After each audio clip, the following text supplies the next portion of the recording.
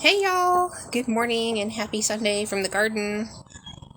I thought I would pop on here and talk a little bit about the Mels mix I've been talking about. I don't have a whole lot of ingredients to show you, but so basically the Mels mix is a potting soil that you mix up yourself. You kind of buy it in bulk, and you buy your vermiculite, your perlite, and peat moss. And traditionally it's like a 1 to 1 to 1. So how much you're measuring out, it's 1 part's vermiculite, 1 part perlite, 1 part peat moss.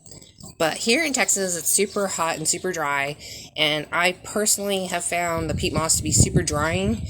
As far as like you need to water more often, it doesn't seem to hold the moisture. I know that's what the vermiculite is supposed to do. The vermiculite's a sponge, and it helps hold the moisture. But I don't know, it hasn't worked out well for me doing it that way. It's also quite expensive to mix it that way, so, and then you usually add another part of black cow or some other composted manure that's been like hot composted, so, you know, anything super fresh. So we do have worm castings here that we are making, and I've got some worms in here and stuff, and so I need to get my worm castings out. I haven't actually done that yet, so I'll just show you what my mix looks like.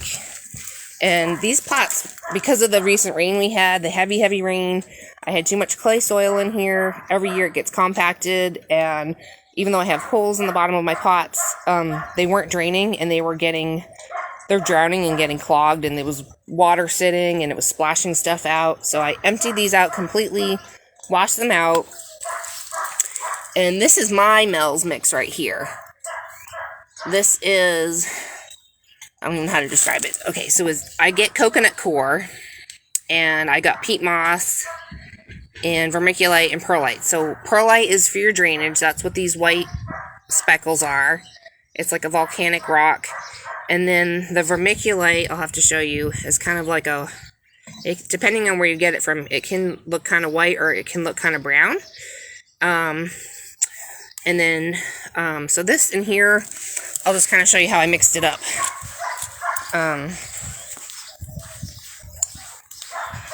So it's just basic perlite. I get mine on Amazon because it's cheaper than getting it locally. And then this is vermiculite.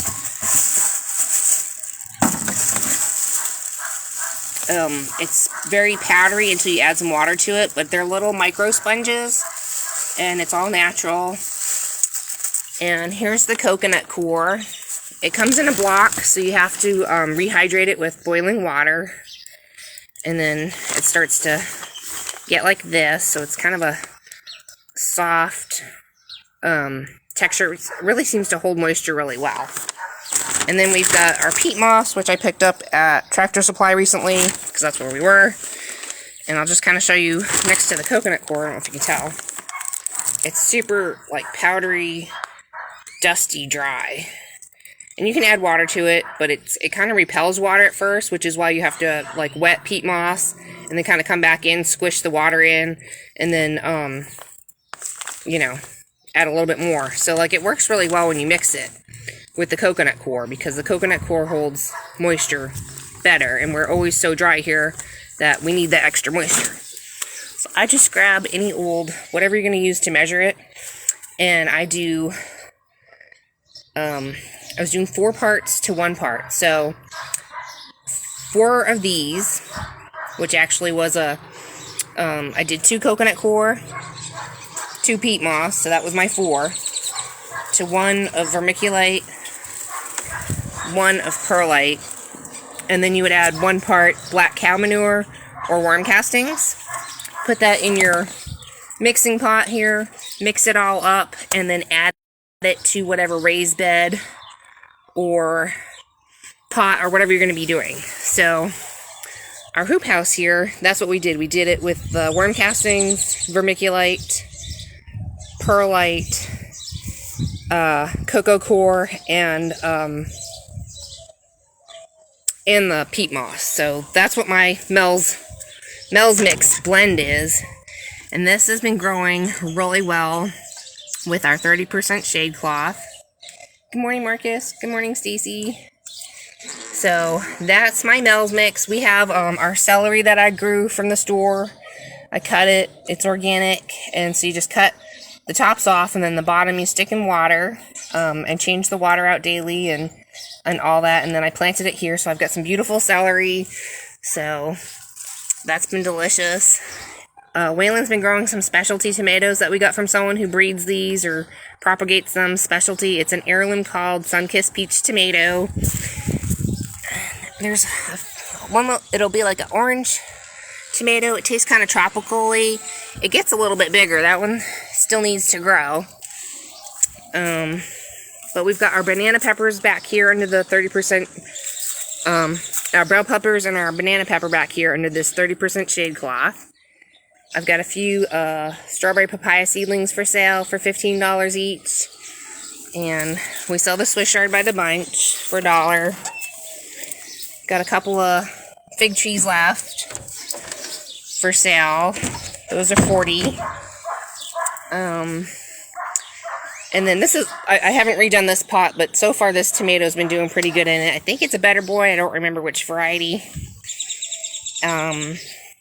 Here's our Marconi pepper.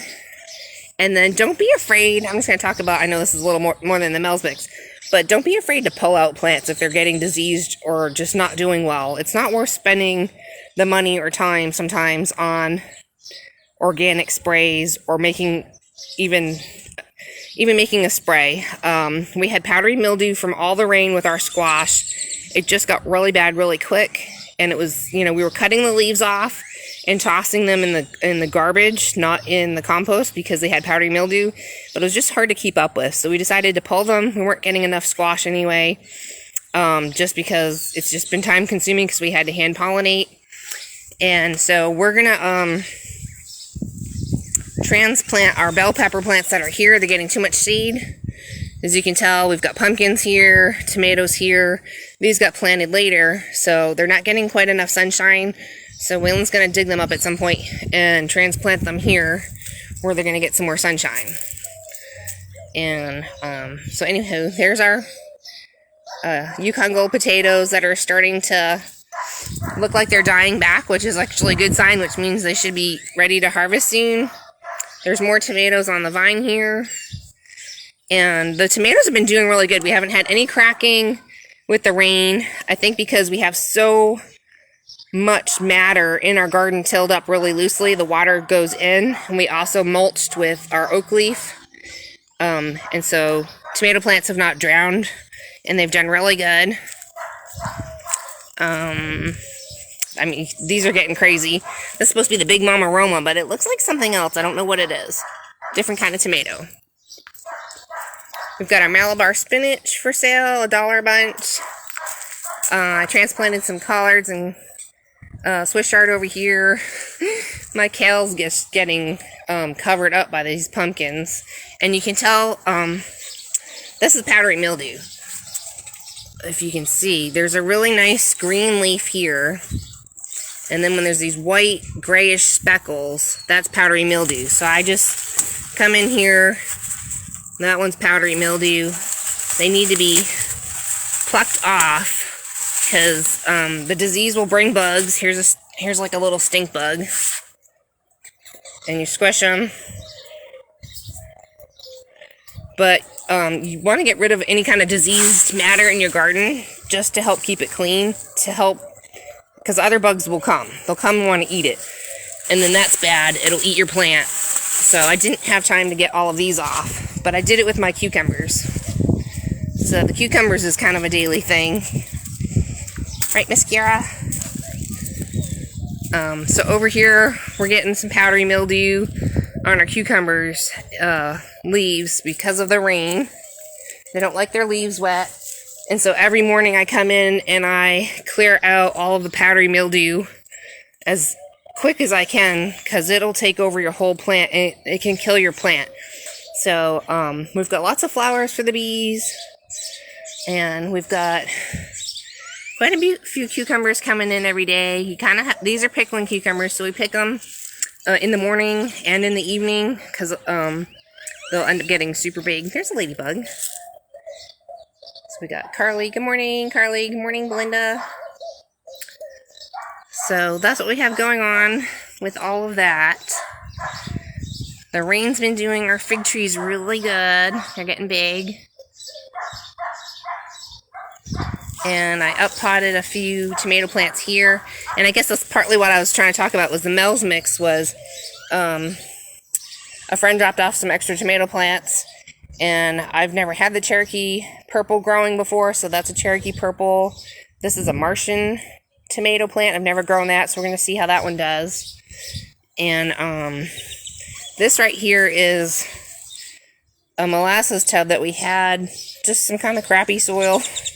Whatever we had, we threw in there kind of thing. And the tomato plant I had here was getting really diseased from the soil and all the splashing of the rain. It got like, I don't know if it was verticillium wilt.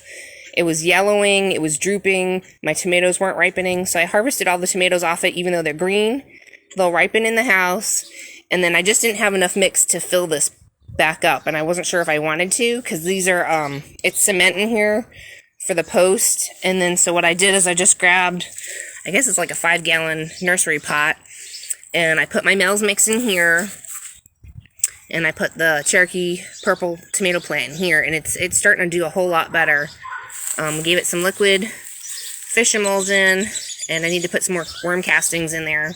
But that's my Mels Mix in here that I did, like I showed you guys. So for the tomato plants, that was the thing I wanted to talk about. For the tomato plants, I did the Mels Mix a little bit different. So I did 3-to-1. So I did there was no peat moss in this mix at all.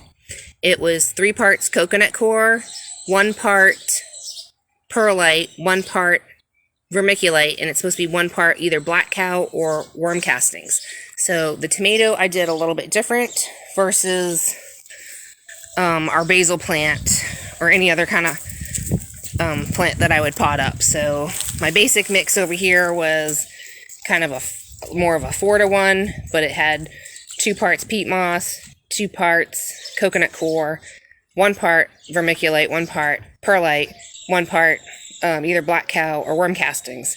So that's kind of my general mix that I'm using for raised beds and anything else. Tomato plants are super picky, and I don't think that they I don't think the tomato plants really like the peat moss here, just because when we do get the rain, it tends to bounce it out of the pot. There's a lot more splashback I've noticed when you have the peat moss mix with tomato plants in a raised bed or in a pot. So when it rains really heavy, comes down quick, it splashes up because you get like this powdery dust. It splashes up on your tomato plant, and even though there might not be any technically soil if you're doing soilless medium like this, it can still cause a disease on your tomato plant because of that splash up, and it's sticking to the leaves, and it will collect like stuff that's going on around in the air, is what I'm guessing, or I think it was explained to me, or Waylon knows, anywho, and it causes disease. So like all that stuff sticking to your leaves just doesn't do the tomato plant good. That's why they're picky. Tomatoes are picky. You either get it right and you try and you luck out each year, or I don't know. So like this was a really good year for a lot of people. So this is kind of a half of my Mels Mix, and I think half of a soil mixture. And I guess because the soil mixture was just done just right, however I had done it previously, we have 1 tomato plant in here, and it's been growing beautifully. And we netted it because of the birds. We've got lots of tomatoes on here, and we just don't want them eating them. They're like the size of a softball. So they're looking really good. I've trimmed up some of the leaves to let some more airflow in. And then we didn't put this netting on until after all the rain, because we didn't want to cause powdery mildew or too much moisture holding on and causing disease on the leaves. So we still left it after the rain, after the leaves had dried out from the sun and the wind that we had. Then we put this on, just because we're gone most of the day. And then I know we've got tomatoes in here growing. That's our Mels Mix that we did here.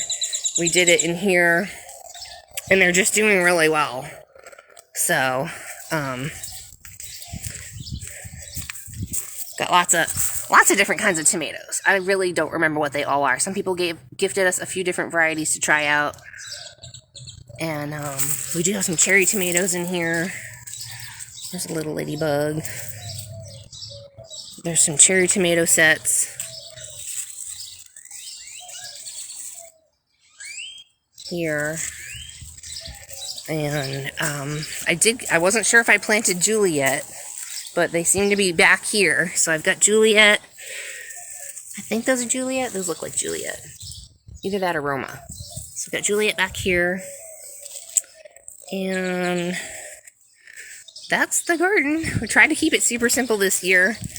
But that's what happened, was we just had disease happening with that one plant and wanted to change out the soil. So when I said new soil mix, I didn't actually go buy potting soil mix. And I'll say why. So I've bought potting soil mixes over the years since we've been here, 7 years gardening, and there's still too much peat moss, or there's too much wood chips, or it's just not bioavailable to the plant. So when I use the fish emulsion or the biofish, it's very, I don't know, the plant seems to take it in pretty good. And I try to do that before we start planting and get it watered in and broke down into the soil, the mixture that we have. And we have some friends that have been struggling this year. They're new gardeners. They bought soil mix and they put it in, and they noticed it does suck out some of the nitrogen, and the leaves are yellow. The plants kind of struggle a little bit to grow. So that first year can be really hard unless you're supplementing with a lot more either organic or non-organic fertilizers to help the plant through all that growth and trying to blossom and things like that. So usually about the third year is when those soil mixes are broken down enough that the plant can thrive a little bit better in it, but that's a long time to wait. The other thing we add, and I think I've done it in another video with our tomatoes, is we add Langbenite. It is a all-natural organic potassium, so it's a 22 potassium, and that is because the tomatoes blossom, and to put on blossoms and fruit, they need potassium. The regular NPK on most fertilizers does not have enough potassium for your tomato plants to, it's hot, to produce a lot of tomatoes. You'll get tomatoes, but if you want more tomatoes, you want bigger tomatoes, you want to add extra potassium. We always add eggshells, coffee grinds, what else? I'm trying to think of what else. The biofish is my, just before the rains came, I probably put a 1/4 cup of biofish per tomato plant out and watered it in just a little bit. And then when the rain came, it watered it in because the leaves were starting to get a little bit yellow with the tomato plants, which meant that they were struggling. And we've had really good cool weather nights, which anything under, under 90 degrees, so anywhere around that 70 to 85 degrees is when tomatoes like to blossom and put on that fruit. If it's over 90 degrees, it's too hot and they won't do it.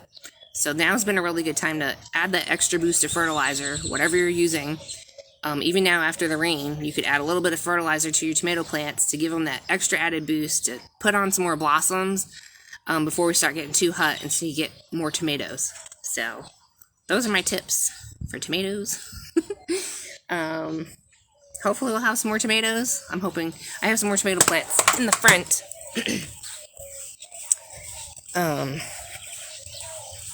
That I planted. It's an heirloom. No, not an heirloom. I was looking it up the other day. It's not an heirloom. It's a determinate hybrid, but it's supposed to do really good here. It's called the Bella Rosa. If you look up Haas Tools on YouTube, they did like a taste testing of tomatoes, and they taste tested it. So I've got, these are determinate Bella Rosas, and I'm going to have to try to figure out how to trellis them a little bit. They're supposed to not get super tall, maybe 4 or 5 feet tall, and I started them a little late, but I'm hoping we'll still get like maybe a later crop of tomatoes there. And then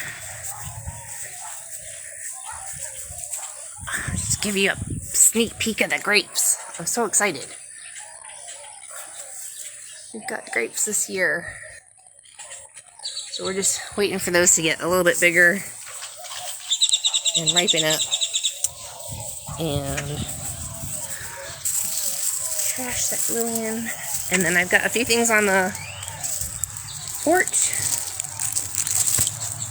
Hey Dina. So, like I said, a friend dropped off some tomato plants. I gave them some liquid fertilizer. So they are greening up. They're free if you want to get some tomato plants in the ground and just see what happens with them. They're totally free there. Got some $3 Swiss chard plants that are already potted up. And then we've got some tomatoes here that I picked. And then cucumbers. So we just picked those this morning too. So we've got those, and I also got some Malabar spinach. If anyone wanted any, there's that. And that's kind of a quick hello from the garden, and some tips on the Mels Mix for gardening. If anyone else has done the Mels Mix, let me know what your thoughts are on the cost, and if you thought it was worth it, or have you done something similar like I had, and instead of doing the 1:1:1 ratio, where it's the traditional Mels Mix with the peat moss, perlite, and vermiculite, have you mixed it up a little bit with, like I did, where I added the coconut coir, peat moss, perlite, vermiculite, worm castings, and or black cow manure? And if you are, let me know how it's going, because I think this has been the best garden year for doing it. And we solarized our garden over the summer last year, I think late in the hottest part of August, and that really helped with the soil and getting the nematodes and things like that under control, and all of that. So that's it. Just a sneak peek at what's going on here. Hope you guys have a great Sunday, and if you have any questions, drop them down below. If I don't get to them today, maybe somebody else can, or I'll just get to them later because we'll be busy. So have a great Sunday, y'all, and thanks for hanging out with me.